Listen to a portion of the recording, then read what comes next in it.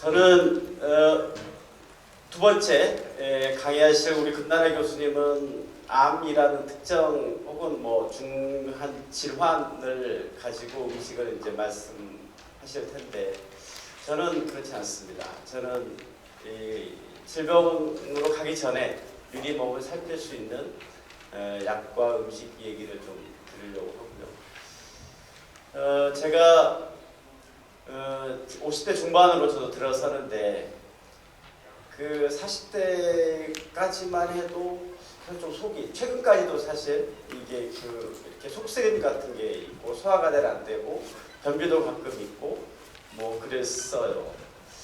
뭐 30대 때까지는 감기도 철마다 걸리고 그랬거든요. 그래서 이거 이러면 안 되겠다 해서 뭔가 약을 그리고 그걸 이제 약으로 해볼 때는 뭐 잠깐 좀 괜찮다 싶다가 다시 안 좋아지는 이런 경험이 계속 있었는데 그래서 이걸 이제 제 스스로 제 몸을 재료로 뭔가 이제 다뤄본 경험 그리고 제가 진료하면서 이제 겪었던 것 그리고 저희 재단에 이제 작은 연구소가 하나 있는데 거기서 같이 연구원들이랑 이제 공부도 하고 연구도 하고 이랬던 결과들을 가지고 오늘 질병에 걸리기 전에 미리 약을 좀 멀리하고 좋은 음식을 먹어서 내 몸을 갖고 가자 이런 말씀을 드릴까 합니다. 우리나라 기대 수명이 이제 80세가 넘었다라는 말씀은 이제 흔히 들으셨을 테고 또 이쪽은 이제 2030년까지 그 기대 수명이 어떻게 이제 각국마다 느는가 이런 예측인데 2030년이 되면 우리나라가 세계에서 가장 장수국가가 된다 이런 얘기입니다. 굉장히 희망적이죠. 그런데 이와는 또 반대되는 얘기가 있습니다. 기대 수명이 멈췄다 증가하는 게 82점 이게 며칠 전의 기사거든요. 멈췄다는 거고요. 제가 특히 좀 유념해서 봤던 대목은 맨 아래 줄쳐놓은 건강 수명이 오히려 줄고 있다 이런 겁니다. 건강 수명이라는 것은 우리가 약을 먹거나 어디 아프거나 입원하거나 이러지 않은 우리가 내 맘대로 사는 건강하게 이런 기간을 얘기를 하는 거겠죠. 이런 거죠. 건강수명이라는 것은 2012년부터 통계를 잡기 시작했거든요. 그전에는 다 기대수명, 우리가 얼마 평균수명이라고 얘기하는 이것만 통계를 잡았는데 WHO에서 보니까 이게 이 수명은 늘어가지만 오히려 사람들이 좀 건강해지는 기간이 좀 문제가 있는 것 같다 해서 새로 이제 통계 지표를 잡고 한 거예요. 2012년부터 시작했는데 이게 지속적으로 줄고 있습니다. 이 말은 우리가 뭔가 약을 먹거나 아프거나 병원에 입원해 이런 기간이 늘어난다는 거죠. 좀 이상하지 않으세요? 왜 이럴까? 왜 이럴까가 저의 문제의식이고요. 이건 사실 우리나라만의 얘기는 아닙니다. 미국의 국민건강영양조사라는 게 있는데 우리나라도 있습니다. 거기 통계에 의하면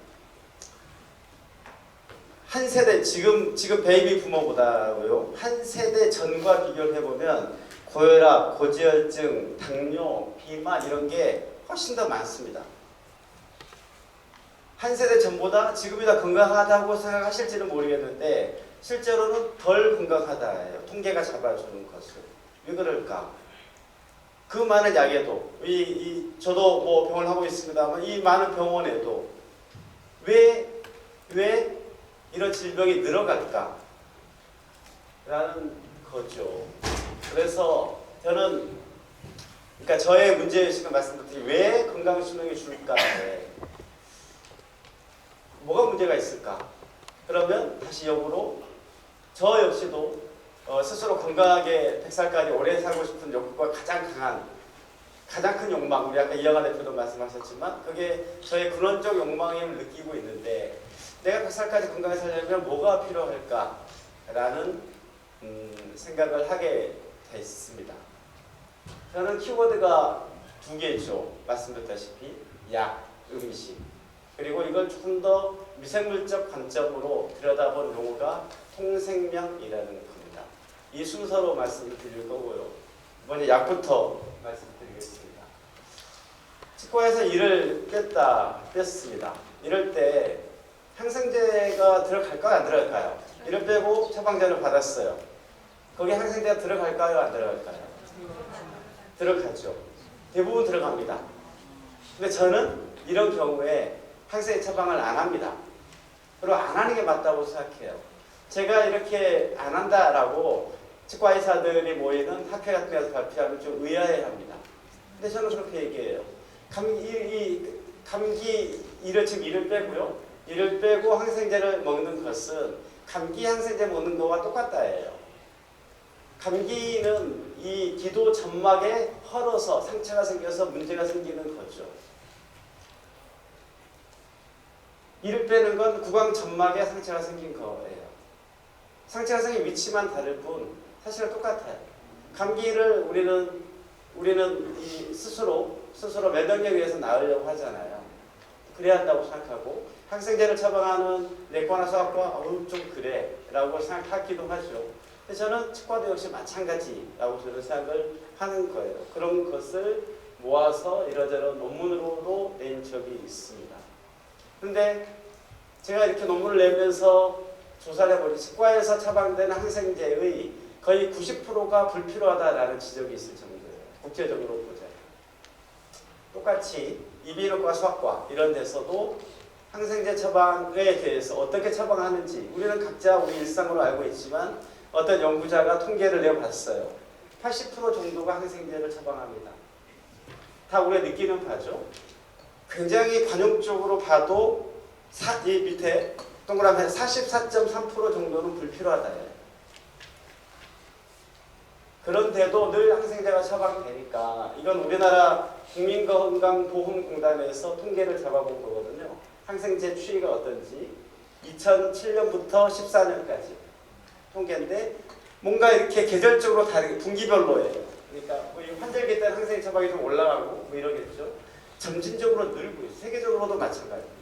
세계적으로도 항생제 처방이 늘고 있어요. 그렇기 때문에 특히 우리나라는 더 늘거든요. 항생제 중에서도 광범위 항생제라는 게 있습니다.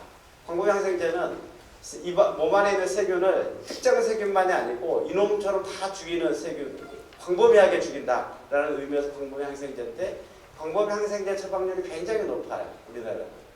그러니까 뭔가 문제가 생기겠죠. VRE나 MRSA라는 것은 항생제 저항 세균이에요. 이런 것들이 굉장히 빠른 속도로 늘고 있다는 거고요. 그런데 이런 항생제 과용이 이 항생제에서만 일어나는 게 아니에요. 모든 약에서 아마 여기 계신 분들 이 50대에 넘어가신 분들은 대부분 한두 개의 약을 드시고 계실 거예요. 이 모든 약 종류들이 대폭 늘어가고 있어요. 제일 많이 있는 게 이 스타틴이라는 약이거든요. 이게 베스트셀러입니다. 고지혈증 약이에요. 이따 우리 금나라 교수님 강의에 더 있을 텐데 있을지 모르겠는데요. 이 파란 것은 97년 통계예요. 빨간 것은 2007년, 여기는 12년 연두색은 사랑색은 이거 5년단입니다. 97년, 2002년, 2007년, 2012년이에요. 늘어가는 속도를 보세요. 요새 말로 어마무시하지 않나요? 이 제약회사는 얼마나 좋겠어요. 하지만 이 약은 부작용이 있어요. 세계에서 가장 어떤 의사들은 우리나라에서 이게 비타민처럼 평생 드세요. 그리고 제가 우리 의사 간호사 이런 분들이랑 같이 약 공부 모임을 하는데 해보면 의사 간호사도 먹어요. 이 약을. 한 콜레스테롤 약이거든요. 근데 콜레스테롤이라는 것은 우리 몸에 원래 필요한 거예요. 특히 뇌 이런데. 그러니까 이 약의 가장 흔한 부작용이 뭐냐면요. 기억이 깜빡깜빡해져요. 기억이 깜빡깜빡해져요. 그래서 의사들끼리 모여서도 얘기를 하다가 나도 그렇다. 그래서 약을 끊어보자. 뭐 이런 얘기도 한 적도 있어요. 세계 제일 많이 팔리는 약이 스타틴이고 두 번째가 PPI. 이건 속쓰림에 역류성 식도염이라는 데 처방되는 약. 이것도 엄청 증가하는 속도를 보세요. 그리고 얼마나 약이 많이 처방되고 빠르게 올라가고 있는지. 그런데 이 스타틴부터 얘기를 드리면 콜레스테롤에 대해서 논쟁이 있어요. 이게 하나의 이게 맞다가 아니에요. 콜레스테롤은 여전히 이 스타틴이라는 약을 만든 혹은 고지혈증이라는 질병을 만든 이론은 지방가설이라는 건데요. 이 이름에도 있다시피 가설 수준이에요. 근데 가설 수준에 엄청 질병화되고 약이 처방이 되고 있는 거죠. 심지어 하도 스타틴을 많이 먹으니까 영어로 스타티네이션 이런 책도 있어요. 여러분이 드시고 있는 아마 고지혈증 약을 드시고 있다고 그러면 상품명은 달라도 상품명은 다 스타틴이에요. 그리고 스타틴에 대해서 스타틴 여기 있죠. 스타틴 전쟁이라는 표현이 있을 정도로 논쟁이 심해요. 과학자들이나 의사들이 뭔가 근거를 가지고 얘기를 하죠. 하지만 그 근거 역시도 객관적이다 라고 말하기 어려운 경우가 많아요. 특히 이 콜레스테롤, 스타틴이 그렇고요. 이것은 지방가설은 이 안셀키라는 사람이 처음 이 영양학자인데요. 이분은 이 1978년도부터 한 거예요. 이분은 한 게 이 왼쪽 그래프로 보자면 7나라를 쭉 다 그래프를 그려봤더니 지방을 섭취하는 정도와 이 심혈관 질환으로 사망하는 게 7나라를 봤더니 굉장히 비례하는 것 같죠. 그러니까 이 지방을 많이 먹으면 심혈관 질환이 많이 일어나서 질병이 되는구나 라고 뭔가 비례하는 것 같으니까 얘기를 한 거예요. 근데 사실은 이 사람이 조사한 건 7나라만이 아니라는 거예요. 22개 나라를 이렇게 해봤어요. 점점점 찍어봤어요. 이게 비례 관계가 있나요? 이게 최근에 2017년 저널에 이런 게 실려져 있더라고요. 그러니까 문제가 있을 수 있다는 거죠. 50년 동안의 혼돈이 있어. 학술 저널에서 저런 표현이 있어요. 50년 동안 혼돈이 있었다.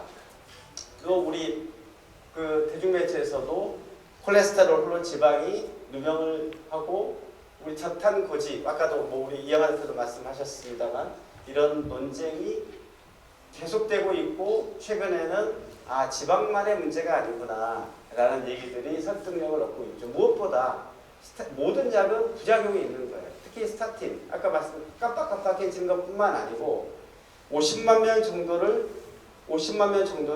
어떤 사람은 스타틴을 먹는 사람과 안 먹는 사람을 8년 동안 수적전을 해봤더니 여기는 안 먹는 사람 중에서 당뇨가 생기는 비율이고요. 빨간 줄은 먹는 사람 중에서 당뇨가 생긴 비율이에요. 스타틴을 먹는 사람들은 훨씬 더 당뇨가 많이 생기죠. 이 스타틴과 함께 또 흔히 많이 먹는 약이 아스피린이에요. 이 결과는 작년 10월에 MUJM이라는 세계에서 가장 유명한 학술 저널에 발표된 결과예요. 9,500명 정도를 또 6년 동안 추적 조사를 했어요. 아스피린을 어떤 사람은 이 빨간 줄이 아스피린을 먹는 사람이고요. 아래쪽이 그냥 위약, 그냥 밀가루 먹는 사람들인데 6년 동안을 9,000명을 대상으로 해보니까 아스피린 먹는 사람들에서 암 발생률이 높아요. 보통 아스피린은 여기 심혈관 질환, 심장에 문제가 생겨가지고 병원에 얼른 응급실에 실려가서 뭐 스텐트를 한다든지 해서 약을 처방받아서 드시는 경우에는 그리고 그 약에는 대부분 아스피린이나 이런 게 포함되어 있어요. 그러니까 첫 번째 이미 사건이 났고 이걸 예방하기 위한 약, 그건 2차 예방이라고 그러거든요. 2차 예방약으로는 아스피린은 약간의 효과가 있어요. 그런데 1차 예방약은 아니에요. 1차 예방에는 아무런 효과가 없다예요. 이 논문의 결론은. 그런데 아마도 여기 아스피린 드신 분이 있을지 모르겠는데 그런 사건이 없었는데도 말하자면 1차 예방용으로 아스피린을 드시는 경우가 사실은 훨씬 더 많아요. 처방되는 경우가. 아스피린 또 양성자 펌프 이 식물 넘어올 때 먹는 약. 이 약은 아예 위산을 못 만들게 하는 약이거든요. 위에서 위산을 못 만들게 하는 약. 그런데 위산을 생각해보면 우리가 뭘 먹을 때 우리 몸으로 본격적으로 들어오기 전에 이 한번 검색하는 이 해자 같은 우리 몸을 보호하기 위한 이 성체가 우리 몸이라면 이걸 보호하기 위한 하나의 장치 같은 거죠. 그런데 이 산을 못 만들게 만들어 버리는 거예요. 그러면 어떻게 될까요? 입안에는 원래 병적 세균이 많다고 알려져 있는데 이 양성자 펌프 억제제를 먹는 사람들의 대변을 모아서 봤더니 입안에 있는 세균이 그대로 나와요. 입안에서 우리 뭘 먹으면